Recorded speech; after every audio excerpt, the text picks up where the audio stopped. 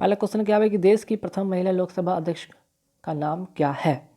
तो आप सभी को पता है कि इजी क्वेश्चन है, आप लोग कर लेंगे कि मीरा कुमार तो करेक्ट आंसर, लेकिन इससे 2-3 फैक्ट और समझिए और जानिए, है ना। यहाँ पे अगर बात करें कि देश की प्रथम महिला की बात होगी कि मीरा कुमार थी, ठीक है, मीरा कुमार थी देश की प्रथम महिला लोक सभा अध्यक्ष। लेकिन अगर यहाँ से क्वेश्चन और भी बनता है कि वर्तमान में, ठीक है, वर्तमान में लोकसभा का अध्यक्ष कौन है। तो यहाँ पे नोट कर लीजिएगा, करंट अफेयर्स में ये क्वेश्चन पूछेगा। ओम बिरला, ठीक है, ओम बिरला जो है वर्तमान में लोकसभा के अध्यक्ष हैं, ठीक, और ये कोटा से सांसद हैं, ठीक है, कोटा से ये सांसद हैं। तो यहाँ से 2 फैक्ट और आपको समझ में आया, ठीक है, जानने वाली चीज़ होगी। एक चीज़ और यहाँ ध्यान रखिएगा, ये तो यहाँ पे होगी थी प्रथम महिला लोकसभा अध्यक्ष का नाम पूछा गया था, लेकिन यहाँ पे पूछेगा कि भारत का प्रथम लोकसभा अध्यक्ष कौन थे, ठीक है। अगर पुरुष की बात करें, इसमें और उसमें प्रथम की बात करें तो प्रथम कौन थे, याद रखिएगा, जी.वी. मावलंकर, जी.वी. मावलंकर, ठीक है, मावलंकर, ये जो थे लोकसभा के प्रथम अध्यक्ष थे, ठीक है। तो यहाँ से आपको कौन कौन फैक्ट याद हुआ कि वर्तमान में जो ओम बिरला है ये लोकसभा के अध्यक्ष हैं, और प्रथम अगर बात करें कि पुरुष में कि प्रथम पुरुष में अगर लोकसभा अध्यक्ष की बात करते हैं तो जी.वी. मावलंकर थे। देश की प्रथम महिला लोकसभा अध्यक्ष थी मीरा कुमार, ठीक है। चलिए आगे बढ़ेंगे सवाल पे। भारत में सती प्रथा को कब प्रतिबंधित किया था। तो कब प्रतिबंधित किया था, यहाँ पे समझिएगा बात। सबसे पहले यहाँ पे इम्पॉर्टेंट है कि किसके शासनकाल में, किसके मीन्स की कहने का मतलब किसके सहयोग से हुआ था।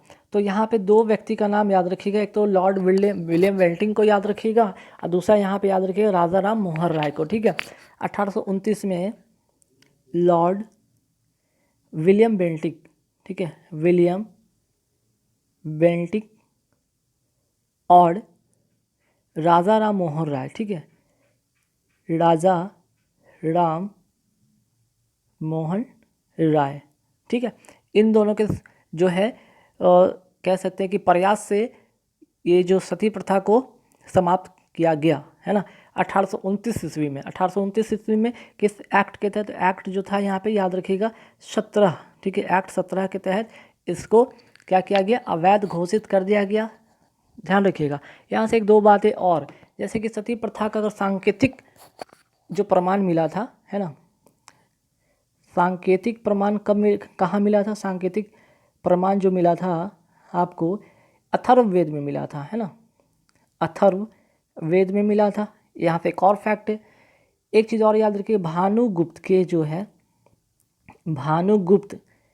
के एरन अभिलेख में, एरन जो अभिलेख था, ठीक है, एरन अभिलेख में सर्वप्रथम सती प्रथा का उल्लेख अभिलेखीय प्रमाण मिलता है।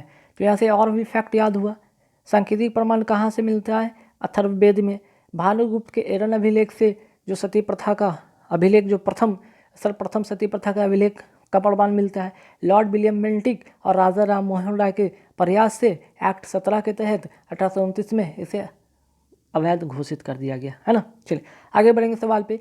भू राजस्व की दर किसके काल में सर्वाधिक था। तो इसका जो करेक्ट आंसर हो जाएगा अलाउद्दीन खिलजी, ठीक है, इसका जो करेक्ट आंसर हो जाएगा अलाउद्दीन खिलजी। चले आगे बढ़ेंगे सवाल पे कि जवाहरलाल नेहरू ने प्रथम बार अखिल भारतीय कांग्रेस के अध्यक्ष कब बने थे, है ना। तो इसका जो करेक्ट आंसर होगा वो होगा यहाँ पे 1929 में, ठीक है, लाहौर के अधिवेशन में। 1929 के कहाँ पे, किस में, कहाँ, तो लाहौर अधिवेशन, ठीक है, लाहौर अधिवेशन में, कांग्रेस के लाहौर अधिवेशन में अध्यक्षता इन्होंने 1929 में किया था, ठीक है। और यहाँ पे एक चीज़ और फैक्ट वाली बात है, यहाँ पे दूसरा फैक्ट है कि पूर्ण स्वराज की मांग यहीं पे किया गया था, इसी समय किया गया था पूर्ण स्वराज की मांग, ठीक है, पूर्ण स्वराज की मांग की गई थी 1929 के लाहौर अधिवेशन में पंडित जवाहरलाल नेहरू के द्वारा, ठीक है। हालांकि 1936 में भी कहाँ से यहाँ पे बात करेंगे, यहाँ पे जो इनकी जो होती 1936 में भी लखनऊ, यहाँ पे लखनऊ के ही लखनऊ, याद रखिए 1936 में भी लखनऊ के अधिवेशन में कांग्रेस का अध्यक्षता किए थे, और एक बार और की यहाँ पे बात करते हैं 1937 में भी किए थे, ठीक है। तो 1936 और 37, 1937 में कहाँ किए थे, फैजपुर में, ठीक है, फैजपुर। तो 1929 में लाहौर अधिवेशन, 1936 में लखनऊ अधिवेशन कांग्रेस के, और 1937 में फैजपुर अधिवेशन कांग्रेस के, ठीक है। इन्होंने यहाँ पे हिस्सा थे इसके, ठीक है। और एक चीज़ और यहाँ से फैक्टर याद करिए है कि 1936 ईस्वी के लखनऊ अधिवेशन में, कांग्रेस के अधिवेशन में घोषणा किया कि मैं एक गणतंत्रवादी हूँ, ठीक है। तो 2-3 फैक्ट आपने यहाँ से और सीखा। आगे बढ़ेंगे। भारत में कृषि का प्राचीनतम साक्ष्य कहाँ से मिला? तो इसका जो करेक्ट आंसर हो जाएगा मेहरगढ़, ठीक है। जो भारत में कृषि का प्राचीनतम साक्ष्य जो मिला था मेहरगढ़ से मिला था, है ना। चलिए, और ये कहाँ है? अगर बात करें मेहरगढ़ है कहाँ, तो ये आपका दक्षिण बलूचिस्तान का भाग है जो कि पाकिस्तान के क्षेत्र में पड़ता है, ठीक। चलिए, यहाँ से एक और फैक्ट अगर जानना चाहेंगे तो यहाँ पे लोथल के बारे में देख रहे हो कि लोथल के बारे में अक्सर एग्जाम में पूछा जाता है कि लोथल जो है हड़प्पा सभ्यता का स्थल था, जहाँ पे बंदरगाह का, ठीक है, बंदरगाह का प्रमाण मिला था, ठीक है। बंदरगाह का प्रमाण यहीं से मिला था लोथल में, ठीक, हड़प्पा सभ्यता का। चलिए आगे बढ़ेंगे सवाल पे। भारत में परमाणु ऊर्जा का जनक कौन थे? बहुत इंपॉर्टेंट क्वेश्चन, रेलवे में रिसल्टिंग क्वेश्चन भी पूछा गया कि भारत में परमाणु ऊर्जा के जनक कौन थे, तो आप लोग सभी बता दीजिएगा इजी वे में। डॉक्टर होमी जहांगीर भाभा, ठीक है, डॉक्टर होमी जहांगीर भाभा। लेकिन यहाँ से क्वेश्चन क्या आया था एग्जाम में, जरा जानेंगे, जो रिसल्टिंग रेलवे के पेपर में आया था कि परमाणु ऊर्जा विभाग की स्थापना कब हुई थी? परमाणु ऊर्जा आयोग, ठीक है, आयोग की स्थापना पूछा गया, तो इसका आंसर हो जाएगा 1948 में। 1948 में एक पूछा गया था परमाणु ऊर्जा, ठीक है, परमाणु ऊर्जा विभाग की स्थापना कब हुआ था? विभाग की स्थापना पूछा था, कब हुआ था? 1954 में। तो ये क्वेश्चन पूछा गया एग्जाम में, ठीक है, रिसेंटली। चलिए आगे बढ़ेंगे सवाल पे कि चीन व अरुणाचल प्रदेश की सीमा पर स्थित दर्रा का क्या नाम है? तो इसका जो करेक्ट आंसर हो जाएगा योंगयाप, ठीक है, योंगयाप। अब यहाँ से और भी चीज़ें हैं, ध्यान रखिएगा, जैसे कि मणिपुर में, ठीक है, मणिपुर में कौन सा दर्रा है? मणिपुर में कौन सा दर्रा है? तुजू दर्रा है, नोट कर लीजिएगा, ठीक है। दूसरा मैं लिखा रहा हूँ अरुणाचल प्रदेश में, ठीक है, अरुणाचल में कौन सा दर्रा है? तो यहाँ पे बोमडीला, ठीक है, बोमडीला। एक और है दीकू, ठीक है। चलिए एक और यहाँ पे सिक्किम में भी याद रखिए, जो कि पूछा जाता है एग्जाम में कई बार, सिक्किम में, ठीक है, सिक्किम में कौन सा? नाथुला दर्रा, बहुत बार पूछा गया, नाथुला दर्रा, ठीक है, या फिर यहाँ पे जायलेपला। तो 3 तो यहाँ से याद हो गया। एक और याद रखिएगा कि जैसे कि उत्तराखंड में, चौथा उत्तराखंड में कौन सा भाई? नोट कर लीजिए, उत्तराखंड में हो जाएगा यहाँ पे लीपू लेक, ठीक है, ये भी पूछा गया काफ़ी बार, लीपू लेक, है ना। अगर हम बात करते हैं जम्मू कश्मीर में बात करते तो कौन सा? बनिहाल, ठीक है, बहुत बार पूछा गया बनिहाल दर्रा, ठीक है। फिर एक और यहाँ से पूछा जाता है जोजिला दर्रा, यहाँ से पूछा जाता है। उत्तराखंड जम्मू कश्मीर में और याद कर लीजिएगा बुर्जिल, ठीक है, ये भी पूछा जाता है, ठीक है। तो आप नोट कर लीजिएगा, याद रहेगा। चलिए अच्छा, एक और हिमाचल प्रदेश में याद रखिएगा, छठा में हिमाचल प्रदेश, ठीक है, हिमाचल प्रदेश में कौन सा दर्रा भाई? तो यहाँ पे रोहतांग, ठीक है, रोहतांग हो गया। एक और नोट कर लीजिए बड़ा लाचा। चलिए मैंने बता दिया, 5-6 बता दिया। आगे बढ़ेंगे। व्यापार की दृष्टि से संसार का सबसे अधिक व्यस्तम महासागर कौन सा है? तो इसका जो करेक्ट आंसर होगा कौन सा होगा, जल्दी बताइए। इसका जो करेक्ट आंसर हो जाएगा अटलांटिक महासागर है। इसका आकार पूछा जाता है तो एस आकार का होता है, एग्जाम में पूछा जाता है कई बार, ठीक है। चलिए आगे बढ़ेंगे सवाल में, सवाल नंबर 9 पर कि जब पानी उबलता है तो इसके ताप पर क्या प्रभाव पड़ेगा? जब पानी उबलता है तो इसके ताप पर क्या प्रभाव पड़ेगा? इसका आपको आंसर आपको बताना है। तो इसका जो करेक्ट आंसर हो जाएगा एक समान रहता है, ठीक है, एक समान रहता है। आगे बढ़ेंगे, पूर्व का मोती व रतन द्वीप किस देश को कहा जाता है? तो इसका करेक्ट आंसर हो जाएगा श्रीलंका, ठीक है, श्रीलंका। यहाँ से एक दो बातें फैक्ट करने याद करने वाली बातें, जैसे कि बेसिन ऑफ द वर्ल्ड किसको कहा जाता है? बेसिन ऑफ द वर्ल्ड किसको कहा जाता है? नोट कर लीजिएगा, स्टॉकहोम को, ठीक है, स्टॉकहोम को। एक क्वेश्चन यहाँ से ये भी याद कीजिएगा, काफ़ी एग्जाम में पूछा जाता है, ठीक। एक क्वेश्चन आता है, लिली का देश किसे कहा जाता है? लिली का देश, लिली का देश किसे कहा जाता है? तो कनाडा को, ठीक है, कनाडा को। फिर एक और आता है, land of midnight sun, land of midnight sun किसको कहा जाता है? नॉर्वे को। किसको कहा जाता है? नॉर्वे को। चलिए आगे बढ़ेंगे इस सवाल पे कि देश का पहला भूवैज्ञानिक संग्रहालय कहाँ बनाया गया? ठीक, तो इसका जो करेक्ट आंसर हो जाएगा वो क्या होगा? जैसलमेर, ठीक है, जैसलमेर इसका करेक्ट आंसर हो जाएगा। और जैसलमेर भारत का सबसे गर्म जिला है, ठीक है, ये भारत का सबसे गर्म जिला है, ठीक है, एक फैक्ट यहाँ से याद रखिएगा।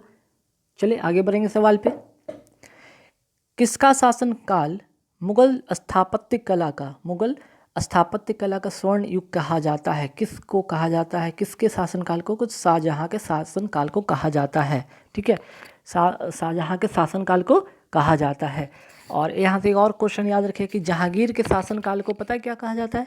जहांगीर के शासनकाल को इसको कहा जाता था स्वर्ण का या चित्रकाल का, ठीक है, स्वर्ण काल का चित्रकला, है ना, मुगल काल का स्वर्ण काल चित्रकला के लिए, ठीक है, कह सकते हैं यहाँ पे चित्रकला का स्वर्ण काल, है ना, चित्रकला का स्वर्ण काल कहा जाता था जहांगीर के शासनकाल को, है ना।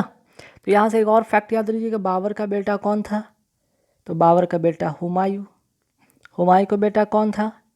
अकबर, अकबर का बेटा कौन था? जहांगीर, जहांगीर का बेटा कौन था? शाहजहां, और शाहजहां का बेटा कौन था? औरंगजेब, औरंगजेब। ये फैक्ट याद रखिएगा, है ना, एग्जाम में कभी इसका जो है क्रम पूछ दिया जाता है।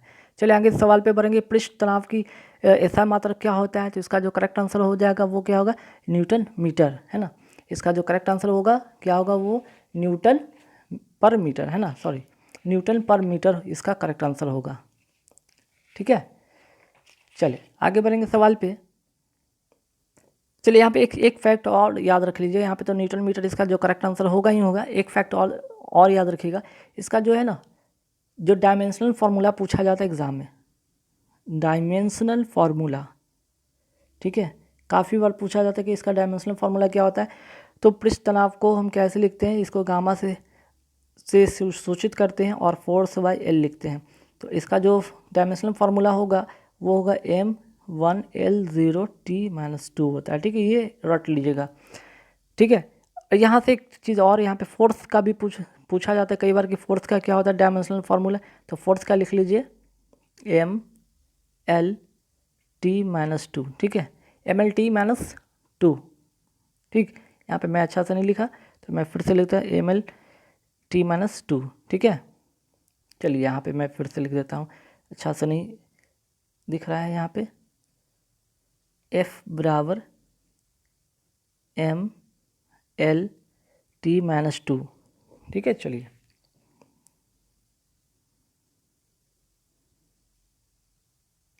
आगे बढ़ेंगे सवाल पे, यहाँ तक तो हो गया, है ना। अच्छा यहाँ पे एक चीज़ और छूट गया था, न्यूटन मीटर को या फिर इसको क्या लिखा जाता है? डाइन पर सेंटीमीटर भी इसको लिखते हैं, है ना, न्यूटन पर मीटर या डाइन पर सेंटीमीटर भी लिखा जाता है। चलिए आगे बढ़ेंगे, विद्युत ऋणात्मक सबसे अधिक किस तत्व में होता है? तो इसका जो करेक्ट आंसर हो जाएगा वो हो जाएगा फ्लोरीन, ठीक। आगे बढ़ेंगे सवाल पे, साधारण नमक का रासायनिक यौगिक कौन सा है? तो इसका हो जाएगा करेक्ट आंसर सोडियम क्लोराइड, यानी कि NaCl, ठीक है।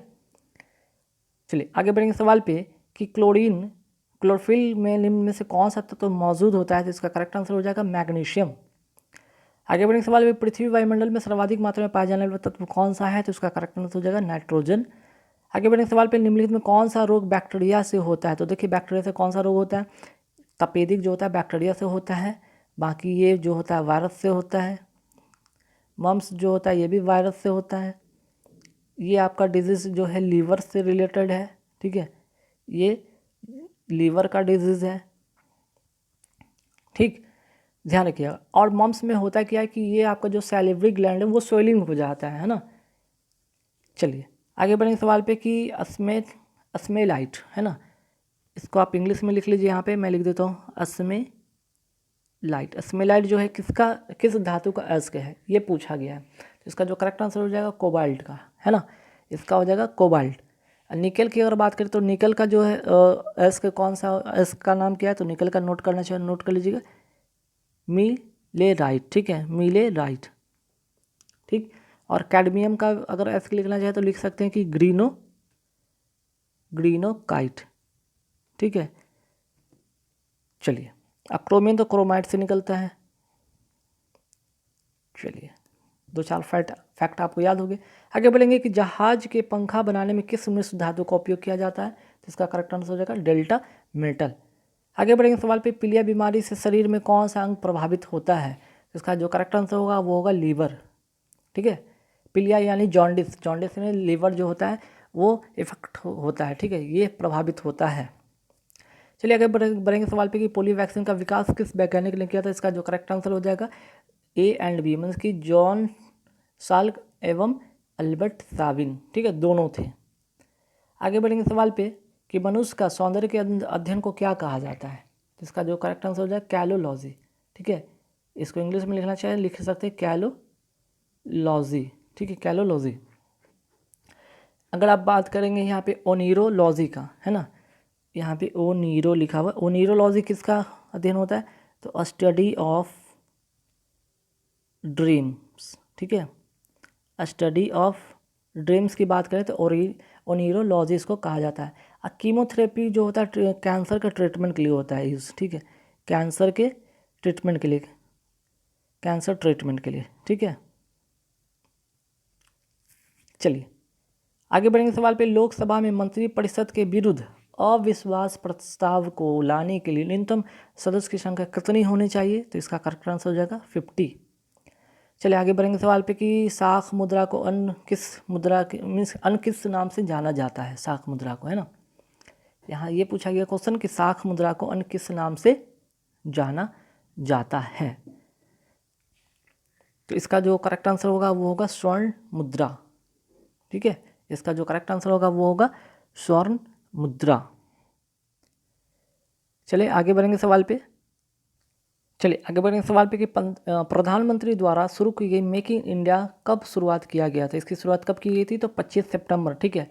और 25 सितंबर ये खास दिन इसलिए भी हो जाता है, यहाँ पे अटल बिहारी वाजपेयी एवं पंडित मदन मोहन मालवीय का जन्मदिन भी था, ठीक है ना, यहाँ पे अटल बिहारी वाजपेयी एवं पंडित मदन मोहन मालवीय जी का क्या था? जन्मदिन था, ठीक है, 25 सितंबर को, ठीक। और इसी दिन 25 सितंबर को मेक इन इंडिया जो है यहाँ पे इसकी शुरुआत हुई थी, क्लियर। यहाँ पे काफ़ी बार ये क्वेश्चन पूछा भी जाता है, इसलिए ध्यान रखिएगा 25 सितंबर को मेक इन इंडिया का शुरुआत किया गया था, ये योजना का शुरुआत किया गया था। और एक यहाँ से एक और क्वेश्चन याद रखिए, 2014 में काफ़ी फेमस, काफ़ी इंपॉर्टेंट ये क्वेश्चन था उस समय के लिए, खासकर जब जनधन योजना आया था, है ना, और आज भी इसकी जो है विस्तार हो रहा है धीरे धीरे, जनधन योजना, है ना, गांव कस्बों में।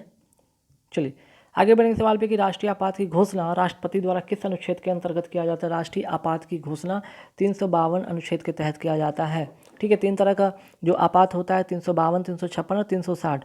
तो 356 में क्या होता है? राष्ट्रपति शासन होता है, लगता है इसमें, ठीक है, राष्ट्रपति शासन लगता है।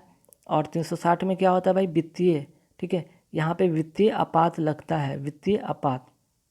एक क्वेश्चन और यहाँ से 2 फैक्ट और याद हो गया आपको, है ना। एक चीज़ और यहाँ पे ध्यान रखिएगा, 360 की अगर बात करते हैं, वित्तीय आपात की बात करते हैं, तो अभी तक एक बार भी लागू नहीं हुआ है ना, एक बार भी लागू नहीं हुआ है ना। ये फैक्ट यहाँ से याद रखिएगा। और अगर बात करते हैं कि आपात, राष्ट्रीय आपात की बात करें तो ये अब तक 3 बार लग चुका है। ये अब तक 3 बार लग चुका है। कब कब? तो 1962, 1971 और 1975। इसमें कब लगा था? कि जब चीन आक्रमण हुआ था, तब चाइना आक्रमण हुआ था। यहाँ पे भारत पाकिस्तान का जब युद्ध हुआ था, तो ठीक है, भारत और पाक का युद्ध हुआ था तब। और ये 1975 हुआ था कि आंतरिक अशांति के कारण, है ना, आंतरिक अशांति के कारण। हालांकि जो अब आंतरिक अशांति की बात करते हैं तो 44वें संविधान संशोधन के द्वारा यह प्रावधान किया गया था कि केवल विदेशी आक्रमण, ठीक है, या आंतरिक सशस्त्र विद्रोह होने पर ही आपातकाल की घोषणा किया जा सकता है। आंतरिक अशांति के कारण अब यह नहीं किया जा सकता है ना। चलिए आगे बढ़ेंगे सवाल पे कि निम्नलिखित में कौन सा एक कोशिकीय जीव है। तो इसका जो करेक्ट आंसर हो जाएगा एकाइनोडर्म्स। ठीक है, आगे बढ़ेंगे सवाल पे कि मिर्च किस कुल का पौधा है। तो इसका करेक्ट आंसर हो जाएगा सोलेनेसी। नेक्स्ट क्वेश्चन पे आती है कांग्रेस के 55वां अधिवेशन मेरठ की अध्यक्षता किसने किया था, है ना। 55वां अधिवेशन किसने किया था, ठीक, काफ़ी इंपॉर्टेंट क्वेश्चन है। चलिए इसका देखते हैं आंसर क्या होगा।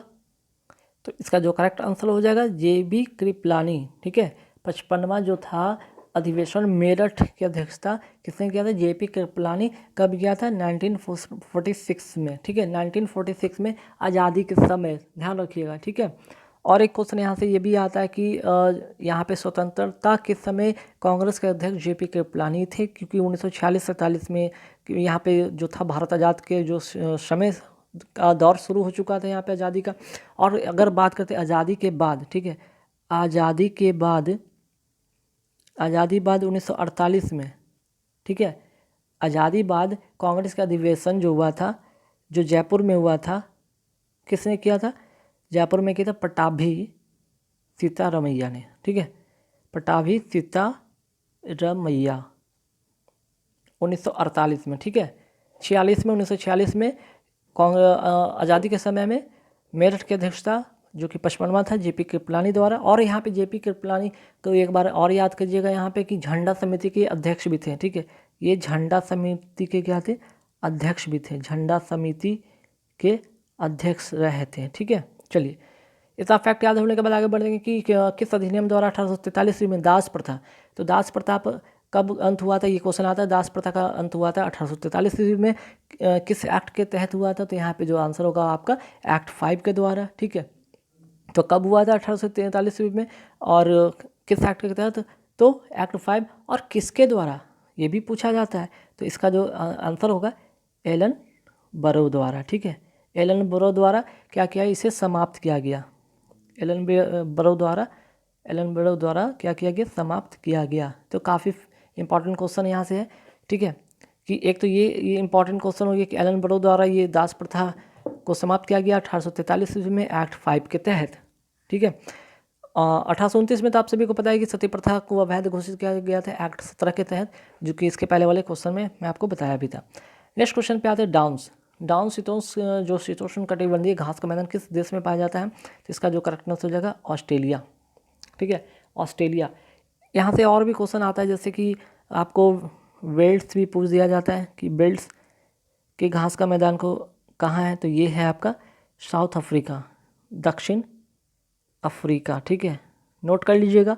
प्रेरी भी पूछा जाता है कई बार। तो प्रेरी कहाँ पे? यहाँ पे उत्तरी अमेरिका। ठीक है, उत्तरी अमेरिका। एक और पूछा जाता है पंपास। ठीक है, पंपास कहाँ पे? तो यहाँ पे पंपास हो जाएगा आपका अर्जेंटीना। ठीक है,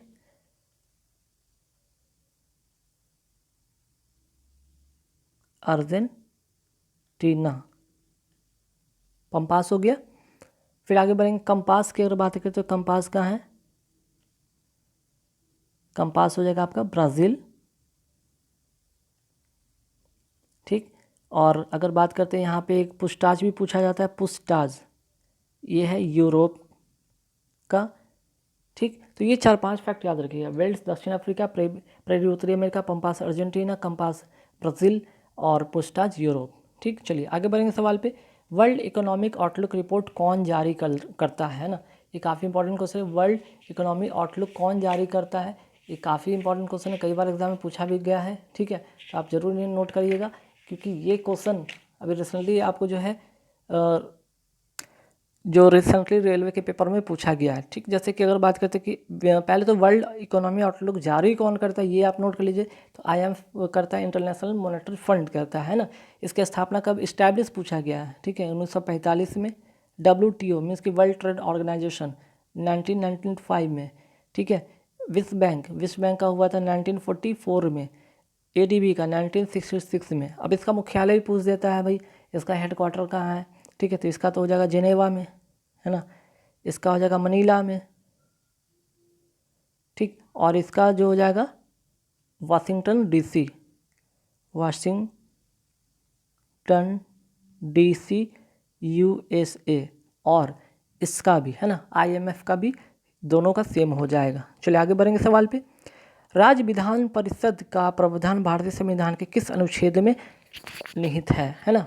तो यहाँ पे अनुच्छेद बताना है आपको, किस अनुच्छेद के में ये वर्णित है। तो इसका जो करेक्ट आंसर हो जाएगा अनुच्छेद 169। ठीक, एक क्वेश्चन आगे बढ़ेंगे नेक्स्ट क्वेश्चन पे कि APJ अब्दुल कलाम को भारत रत्न कब प्रदान किया गया था। तो इसका जो करेक्ट आंसर हो जाएगा 1997 में। ठीक है, 1997 में। काफ़ी इंपॉर्टेंट क्वेश्चन बन जाता है, क्योंकि APJ अब्दुल कलाम को कौन नहीं जानता है, बच्चा बच्चा भी जानता है। और इसलिए भी फेमस है कि इन्हें मिसाइल मैन के भी नाम से जाना जाता था। इन्हें मिसाइल मैन के नाम से जाना जाता था, है ना। ठीक, और इग्नाइटेड माइंड्स, ठीक है ना, इनके एक लिखा हुआ एक पुस्तक था क्या भाई, इग्नाइटेड माइंड्स, है ना। इग्नाइटेड माइंड्स पुस्तक के पुस्तक इन्होंने लिखा था। क्लियर। और एक और यहाँ पे आता था क्वेश्चन कि इंडिया 2020 मिशन, ठीक है, इंडिया 2020 मिशन भी इनकी पुस्तक है, मीन्स कि इनके लेखक हैं। इंडिया 2020 मिशन के लेखक भी इन्होंने, इसका लेखक APJ अब्दुल कलाम थे। ठीक है, तो 2-3-4 फैक्ट आपको याद रखने होंगे।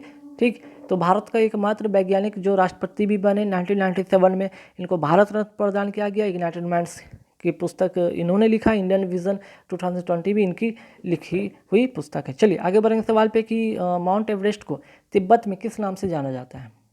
ठीक है, तो ध्यान रखिएगा, तिब्बत की बात करें माउंट एवरेस्ट को तो कोमोलांगमा, ठीक है, क्या किस नाम से जाना जाता है, कोमोलांगमा के नाम से जाना जाता है।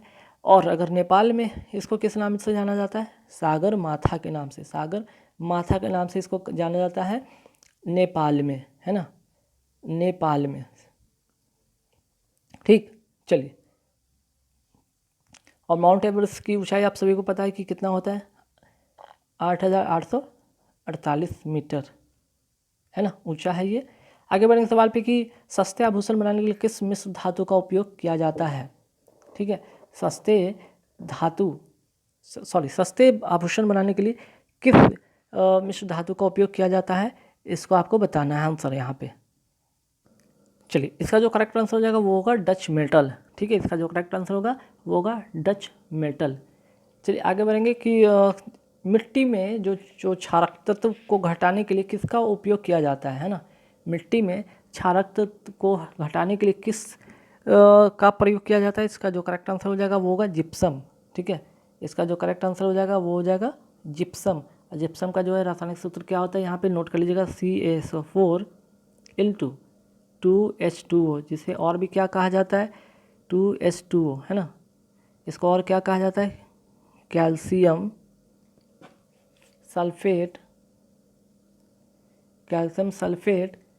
डाइहाइड्रेट।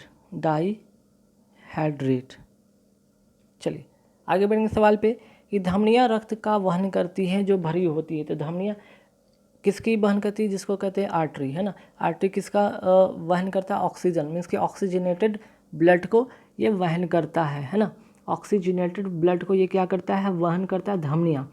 और एक यहाँ से एक और क्वेश्चन आता है, यहाँ पे तो हो गया आर्टरी की बात कर रहे थे, है ना, आर्टरी की बात कर ली। यहाँ पे एक और यहाँ इंपॉर्टेंट चीज़ बनता है कि सीरा के बारे में पूछा जाता है, जिसको कहते हैं वेन, है ना, क्या कहा जाता है, वेंस।